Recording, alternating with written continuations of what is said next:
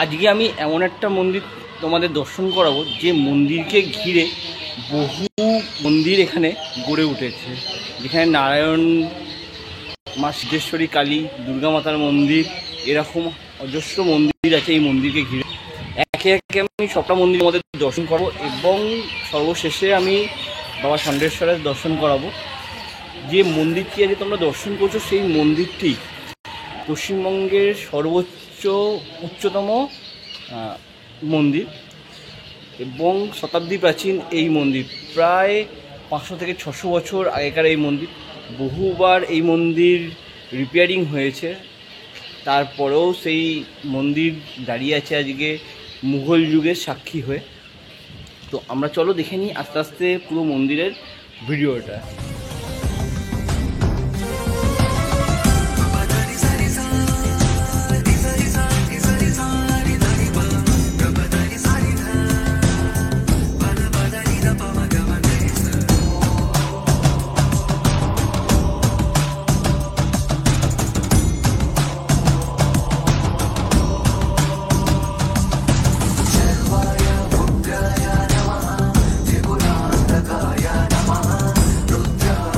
নমস্কার বন্ধুরা, কেমন আছো তোমরা সবাই? আশা করি খুব ভালো আছো। আজকে আমি দেবজিৎ দর্শনদর দেবজিৎ চ্যানেলের মাধ্যমে চলে এসেছি চুঁচুড়াতে। চুঁচুড়ার ষণ্ঢেশ্বর শিব মন্দির।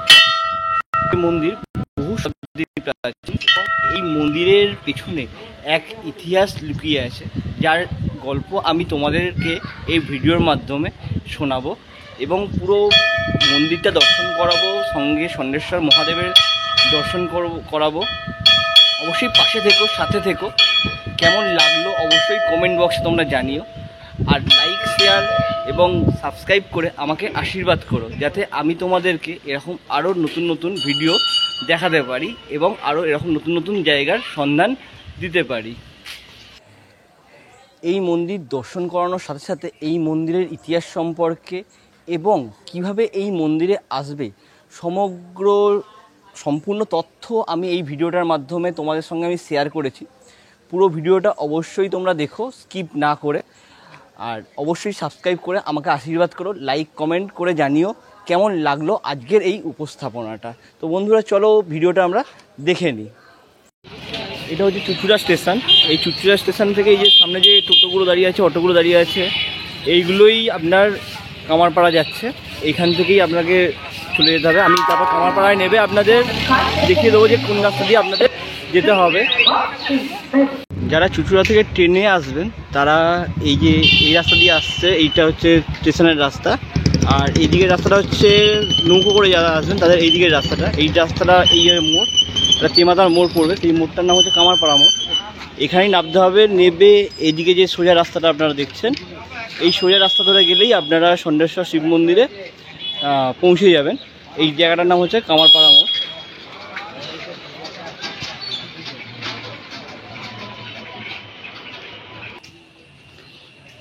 আমি এখন এসে গেছি ষণ্ঢেশ্বর তলা, পশ্চিমবঙ্গের মধ্যে সবথেকে উচ্চতম শিব মন্দির। এই যে দেখা যাচ্ছে, আর এই যে সামনে তার ফটক বা মূল দরজা, যে দরজা দিয়ে আমরা প্রবেশ করবো। আর ওই যে দেখা যাচ্ছে বাবার মন্দিরের চূড়া, একদম গঙ্গার ধারে, যেটা আমি বলেছিলাম তোমাদের, দেখো সেটাই।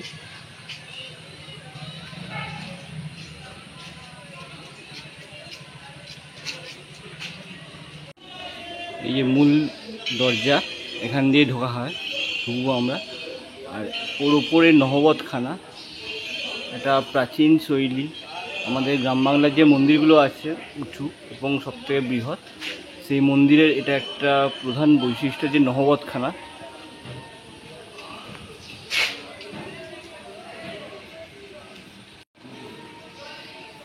এই যে প্রধান যে ফটকটা, সেখান দিয়ে ঢুকলাম।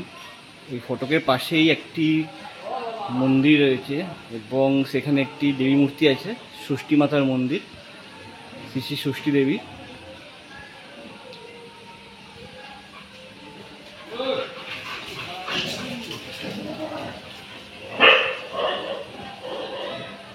মন্দিরের প্রবেশপথেই আমরা দেখতে পাচ্ছি বাবার সাধনায় কিছু সন্ত মানুষ, সাধু মানুষ বাবার ধ্যানে মগ্ন আছেন, বাবার চিন্তায় মগ্ন আছেন। অপূর্ব এক দৃশ্য। প্রথমেই আমরা দর্শন করে দিচ্ছি নারায়ণ দেবের মন্দির।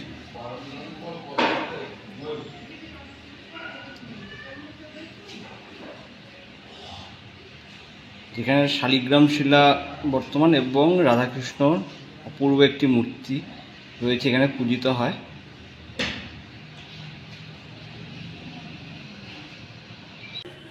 শ্রী শ্রী নারায়ণ দেবের মন্দিরে মহাপ্রভুর যে ষড়ভুজ রূপ রাম, কৃষ্ণ এবং শ্রীকৃষ্ণ চৈতন্যদেব, সেই যে মিলিত রূপ, সেই রূপেরও এখানে পূজা হয়। তারই একটি সুন্দর বিগ্রহ এই নারায়ণ দেবের মন্দিরেই প্রতিষ্ঠিত হয়েছেন। এই মন্দিরে সিদ্ধিদাতা গণেশও পূজিত হন। এখানে প্রস্তর নির্মিত একটি শ্রী গণেশ দেবের মূর্তিও রয়েছে।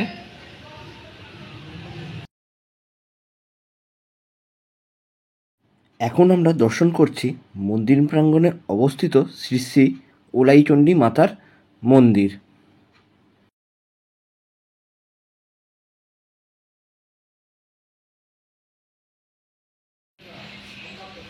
এই মন্দিরে অবস্থিত আরও একটি মন্দির সিদ্ধেশ্বরী কালীমাতার মন্দির। আমরা এখন মায়ের দর্শন করে নিই।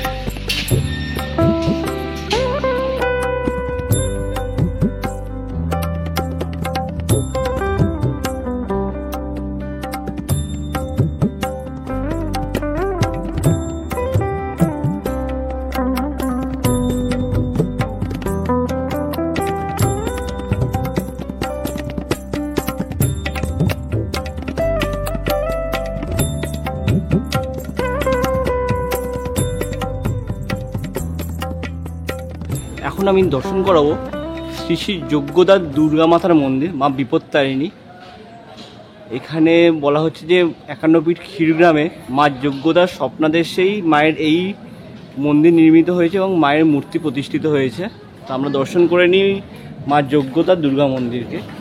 মা এখানে দশভুজা, মায়ের দুপাশে জয়া এবং বিজয়া বর্তমান। মায়ের মূর্তি প্রস্তর নির্মিত। এই যে এখানে ক্ষীরগ্রাম যজ্ঞদার, মা যজ্ঞদার একটি ছবি বর্তমান, যে মা যজ্ঞদার স্বপ্নাদেশেই এই মা প্রতিষ্ঠিত হয়েছেন। অপূর্ব সুন্দর মাতৃমূর্তি।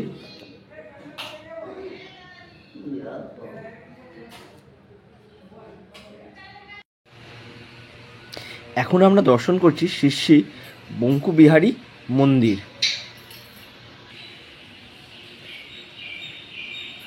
এটি একটি শৈবক্ষেত্র হওয়া সত্ত্বেও এখানে রাধাকৃষ্ণ হরিহর এক আত্মা, আমরা সবাই জানি। সেই অনুযায়ী হরের সঙ্গে হরিও সমানভাবে এখানে সেবা পান।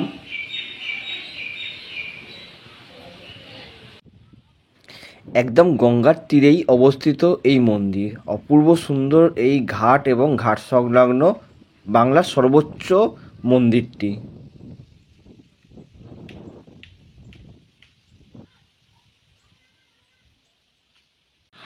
আজ আমি এমন একটা মন্দির দর্শন করাচ্ছি যে মন্দিরটি গ্রাম বাংলার সংস্কৃতি থেকে একটু আলাদাভাবে নির্মিত। গ্রাম বাংলায় সাধারণত আমরা আটচালার মন্দির, নবরত্ন চূড়া বিশিষ্ট মন্দির, পঞ্চরত্ন চূড়া বিশিষ্ট মন্দির দেখতে পাই, কিন্তু এই মন্দিরটি একদম অন্য টাইপের, মানে অন্য রকমভাবে তৈরি। পুরো কাশী বেনারস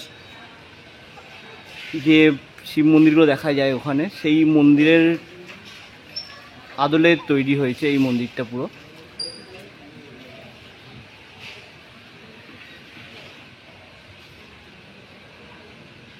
এই মন্দিরের উচ্চতা প্রায় 87 ফুট। তাই এটাকেই এখন বলা যেতে পারে যে পশ্চিমবঙ্গের মধ্যে সবথেকে উচ্চতম শিব মন্দির। সেটারই আজকে আমরা দর্শন করতে এসেছি আমি আপনাদেরকে সঙ্গে নিয়ে।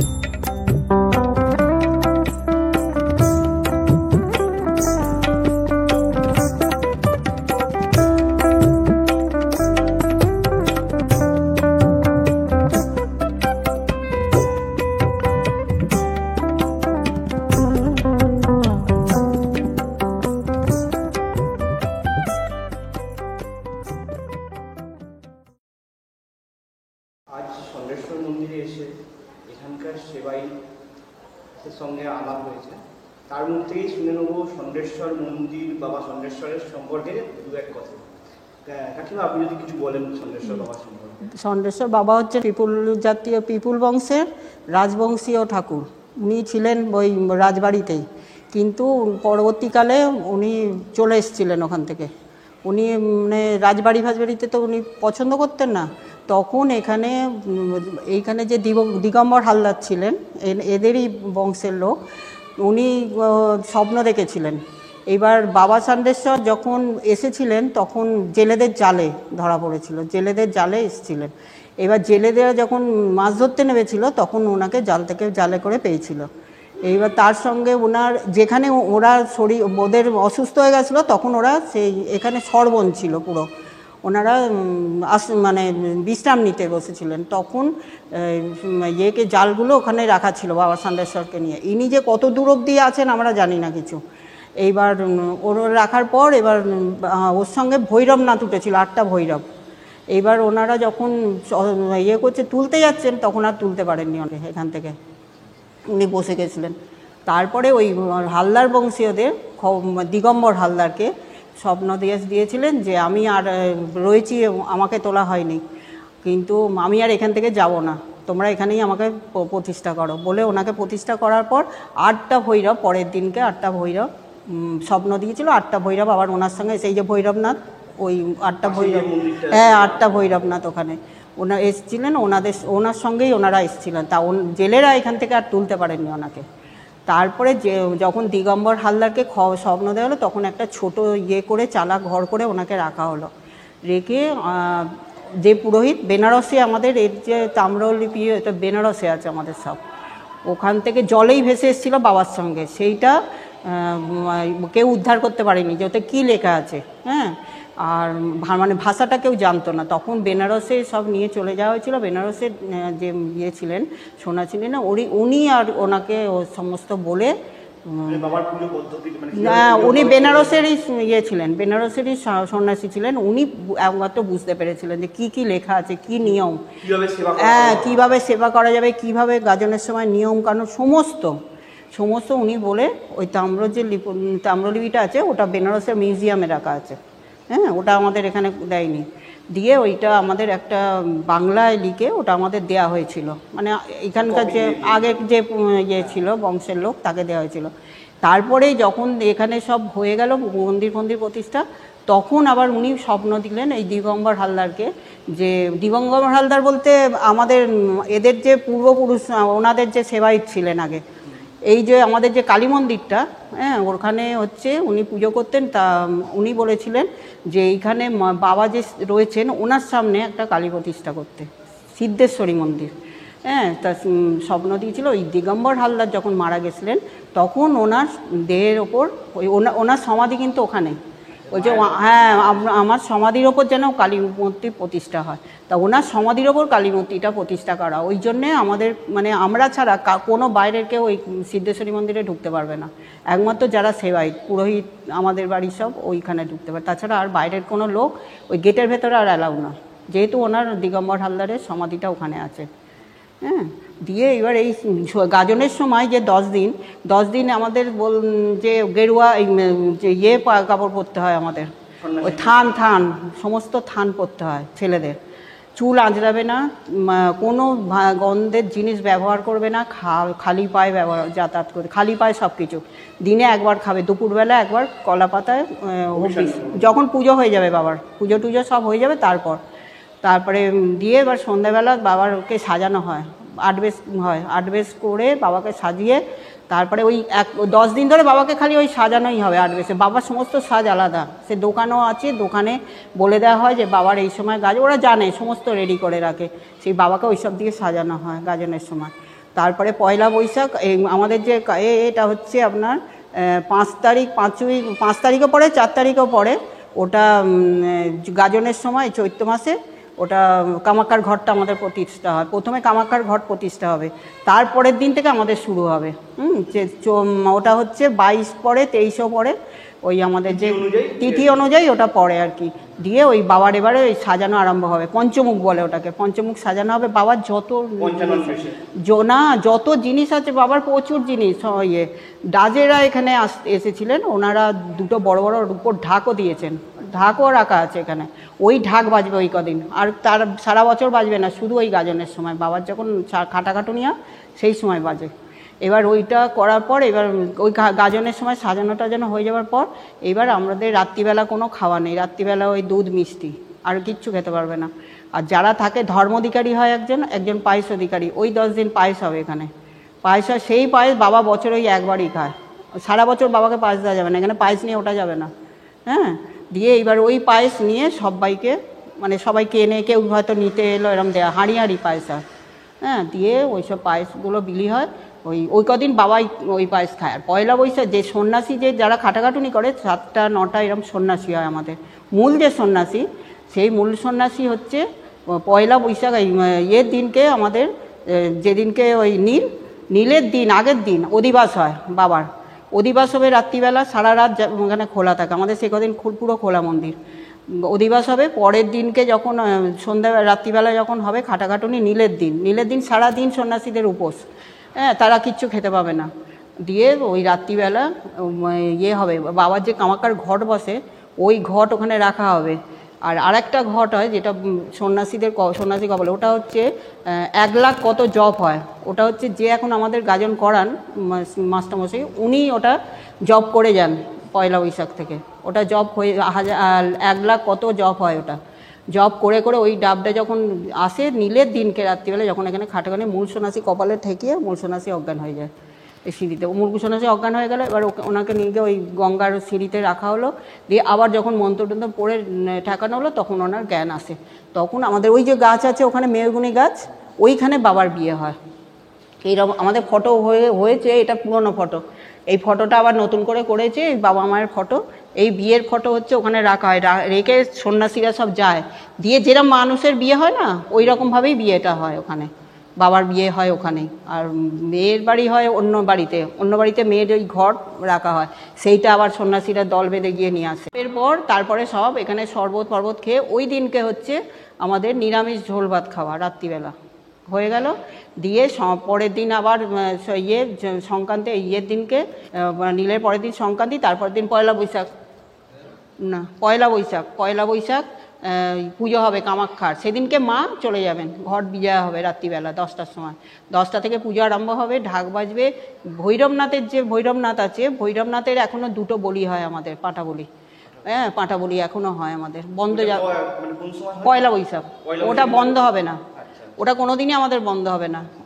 8টা শোল মাছ পোড়ানো হয়, মুসুর ডাল সেদ্ধ, ভাত, মানে মহাপ্রেসাদ যেটা, আর বড় ল্যাটা মাছ উনুনের মধ্যে ফেলে দেওয়া হয়, ওই জ্যান্ত মাছ বাবার ভোগ, ওটা হচ্ছে মহাপ্রসাদ ভৈরবনাথের। ভৈরবনাথকে ওগুলো দিতেই হবে।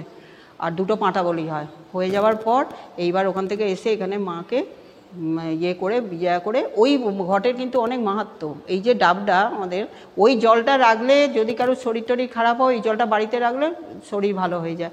এই যে ঘরটা, যাদের ধরুন বাচ্চা হয়নি, হয়নি, এই ঘরটা তাকে যেই জলটা খাওয়ালে তার বাচ্চা হয়। ধরুন অনেক বছর বাচ্চা হয়নি, এই ঘরটা তাকে জলটা দিলে বাচ্চা হয়। তাই সে আবার 1 বছর আগে বলে রাখতে হয়, নাহলে হয় না। শিবরাত্রির দিন এটা বলতে হয়, যে আসল যে পুজোটা করে তাকে বলে রাখতে হয় যে আমি এটা নেবো, 1 বছর আগে বলতে হবে। এইসব করার পর পয়লা বৈশাখ আমাদের ব্যাস, আর কিচ্ছু না। পয়লা বৈশাখ পাঁটা বলি হবে, ও রাত্রিবেলা হয়, কামাকার ঘট বিজয় হলো, বাবার পুজো শেষ 2 তারিখে। এবার যে যা সে তার যে সব কিছু খেতে পারো। অসংখ্য ধন্যবাদ কাকিমা। আপনার নামটা যদি বলেন। রীনা মুখোপাধ্যায়। রীনা মুখোপাধ্যায়, আপনি এই বংশেরই? হ্যাঁ, বড় বউ আমি। আচ্ছা আচ্ছা আচ্ছা। আমার ছেলে। অষ্টভৈরবের যে কথা শুনলাম, যেটা বাবার সঙ্গে গঙ্গা থেকে উঠেছিলেন, এই হচ্ছে সেই অষ্টভৈরব। এবং যে এখানে শ্বেত পাথরের যে শিবলিঙ্গটি দেখা যাচ্ছে, সেটি হচ্ছে বিশ্বনাথ, কাশী বিশ্বনাথ। এই ভৈরবের সামনেই আজও পর্যন্ত শতাব্দী প্রাচীন এই মন্দিরে জোড়াপাঠা বলি হয়, এবং ল্যাটা মাছ বাবাকে ভোগ হিসাবে প্রদান করা হয়, মহাপ্রসাদ হিসাবে বাবাকে দেওয়া হয়, যেটা আমি এক্ষুনি এই সেবায়িতের মুখ থেকে জানতে পারলাম।